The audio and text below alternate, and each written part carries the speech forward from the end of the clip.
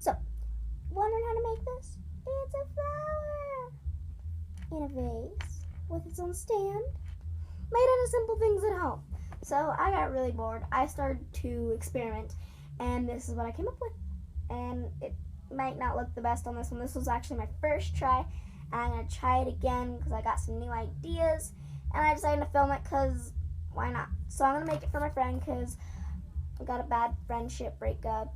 So I'm going to see, and maybe she likes it. Try to apologize. Could be friends again. So what you need: a straw. Colorful ones work best because you don't have to paint them. Some regular old tissue paper and Q-tips.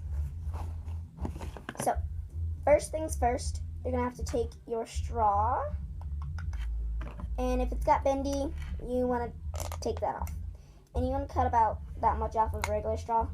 Cut it about halfway if you have a regular straw, and it's just going to make it easier. So I've got it long because, you don't quite know how long you want it. And what you're going to do is you're just going to take and cut and take about 3 or 4 of these, how many ever would fit, and you're just going to peel off the fuzz. Peel off the fuzz. And here's the peeling process.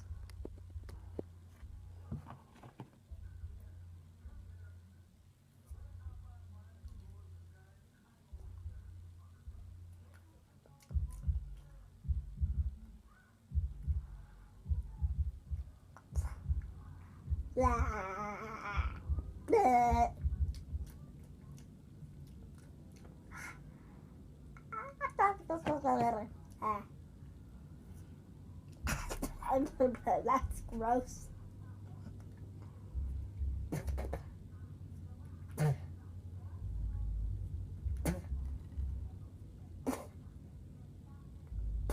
All done. So now what you're going to need to do is take your peeled Q-tips, and they'll go up pretty far because they don't have the fuzz in the end. So you just want to kind of take them, hold them in place as you add in more. And if you get 4 in here, it looks better. The only one I got 3 in because I didn't peel the bottoms. But if you take about 4 in there, it works pretty well. And it does this, that's not going to get it to stand up. No. So what you're going to do is you're just going to fold them and bend them out. Make sure not to break them.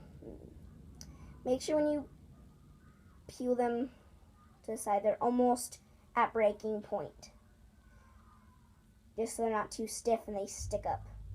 That looks funny.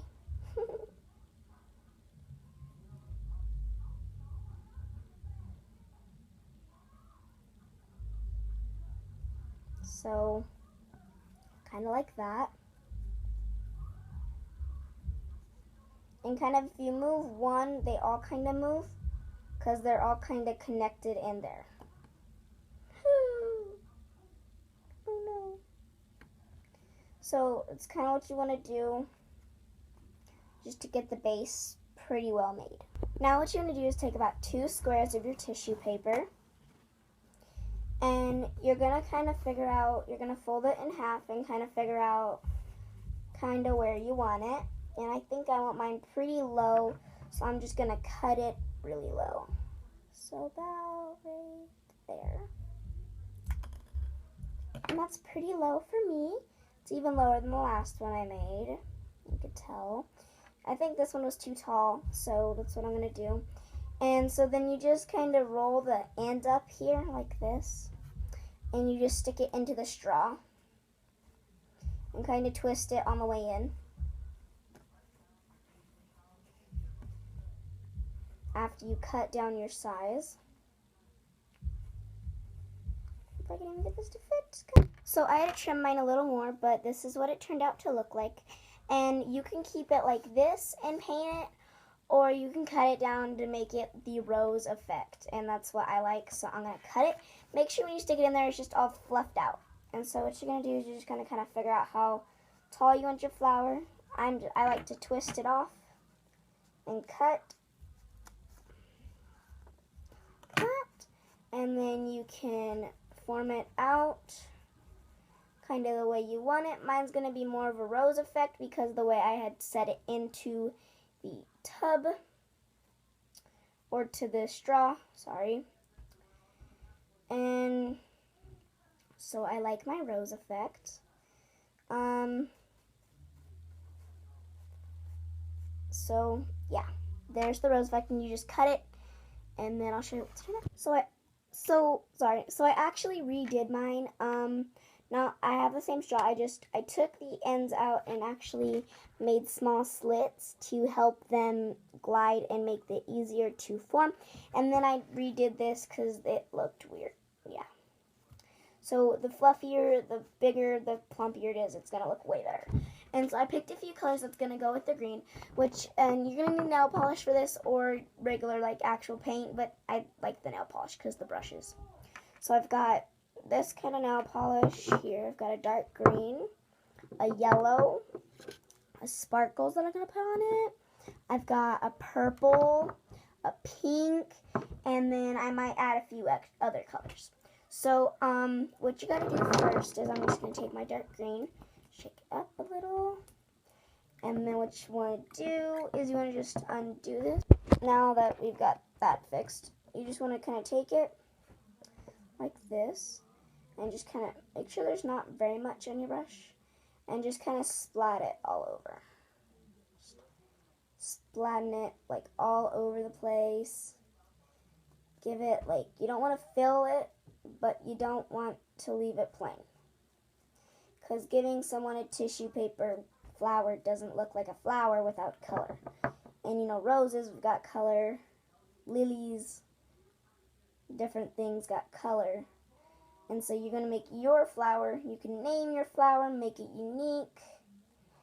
And so there's that color, and then I'm just going to finish with the other colors and then show you what's going on.